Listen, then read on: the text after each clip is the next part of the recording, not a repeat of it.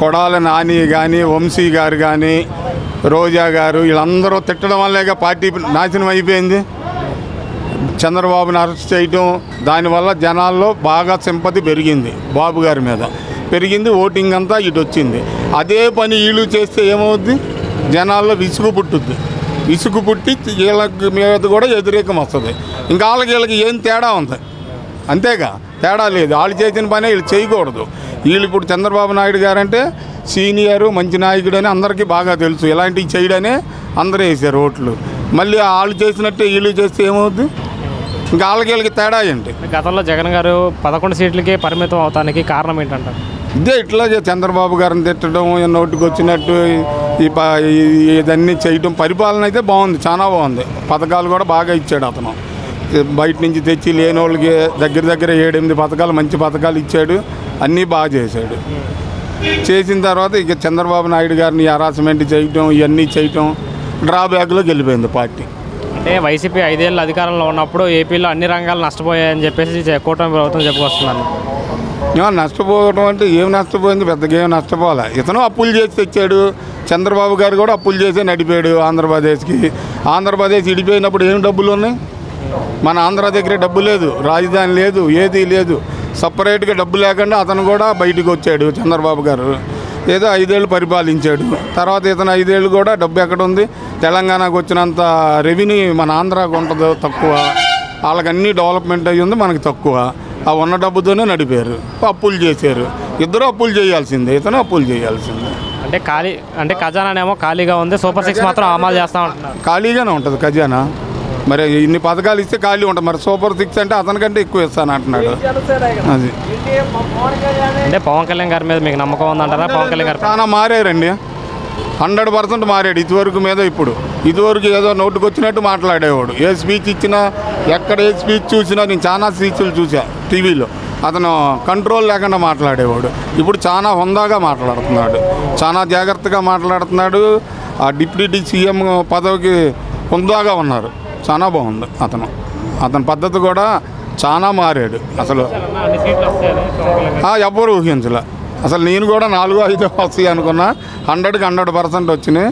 నాయకత్వం బాగుంది. అతను రూపాయి తినే మనిషి కాదు, అతను సొంత డబ్బులు ఖర్చు పెట్టే మనిషి, అతను సొంత సంపాదన ఖర్చు పెట్టి చేసే మనిషి. అతను తినే మనిషి మట్టి కాదు. చాలా బాగుంటుంది అతనిది. అతని ఆర్గనైజర్ కూడా బాగుంటుంది. పవన్ కళ్యాణ్ గారు కూడా ఒక మాట అన్నారు, నా మీద నేను తప్పు చేసినా కానీ నా మీద కూడా శిక్ష పడే చర్యలు తీసుకోండి, నన్ను కూడా వదలద్దు. అతను తప్పు చేయరండి, తప్పు చేసే వాళ్ళని ఖండించాలి, ఆపాలి. ఈ గొడవలు ఇవన్నీ చేయకూడదు. ఇప్పుడు వైసీపీ వాళ్ళు చేయబట్టేగా డ్రాబ్యాక్లోకి వెళ్ళారు.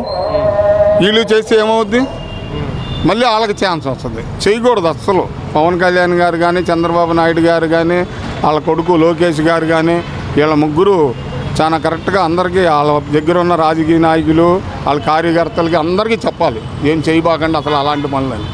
ఇంకా వాళ్ళకి తేడా ఏముంటుంది? వాళ్ళు రౌడీజం చేస్తే, వీళ్ళు చేస్తే ఆంధ్రప్రదేశ్ అంతా బాగోదు.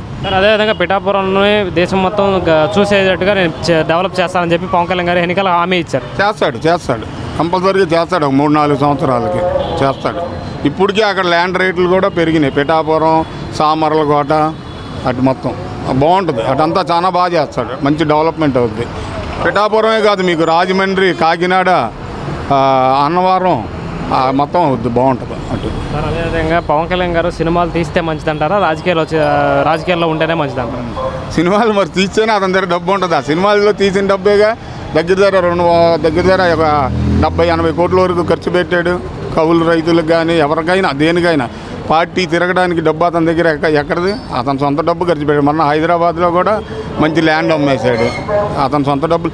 ఏదో సంవత్సరానికి ఒక సినిమా తీసినా అతనికి ఈజీగా 125 కోట్లు 100 కోట్లు వస్తాయి. అవి పార్టీకి ఖర్చు పెడతాడు. అతను లగ్జరీగా పార్టీ సొమ్ము తీసుకొని ఖర్చు పెట్టడం అలాంటివి చేయడం అతను. అంటే ఆయన సినిమాల్లో నటించిన డబ్బులు ఖర్చు పెడితే చంద్రబాబు నాయుడు గారి దగ్గర ప్యాకేజ్ తీసుకుని ఆంధ్రాలో పాలిటిక్స్ చేస్తున్నాడని చెప్పి వైసీపీ నాయకులు విమర్శించారు. వాళ్ళకేం చెప్తారు? ప్యాకేజ్ అంటే ఏదో కొద్ది డబ్బులు ఇస్తారు ఖర్చుకి. మరి పార్టీ నడపాలంటే వేల కోట్లు కావాలి. ఇప్పుడు చిరంజీవి గారు పార్టీ పెట్టారు, ఎందుకు ఆపేశారు? డబ్బు లేక ఆపేశారు. పార్టీని నడపాలంటే వేల కోట్లతో పని. వేల కోట్లు అంటే ఎవరి దగ్గర ఉంటాయి? ఒక రాజకీయ నాయకుల దగ్గర కానీ, ఒక ఏది బాగా సంపద ఉన్నోళ్ళు అయితే పార్టీలోకి వచ్చి నడపగలరు వాళ్ళు. సినిమా యాక్టర్ అంటే ఏంటి? రాత్రి అనగా పగలనగా ఎప్పుడైనా ఒక సిగ్గు అది వదిలి 10 మందిలో రాత్రి పగలు కష్టపడి సంపాదించిన డబ్బుని పాడు చేసుకోరుగా. తను ఖర్చు పెడుతున్నాడు, అతను సొంత డబ్బు ఖర్చు పెడుతున్నాడు. అది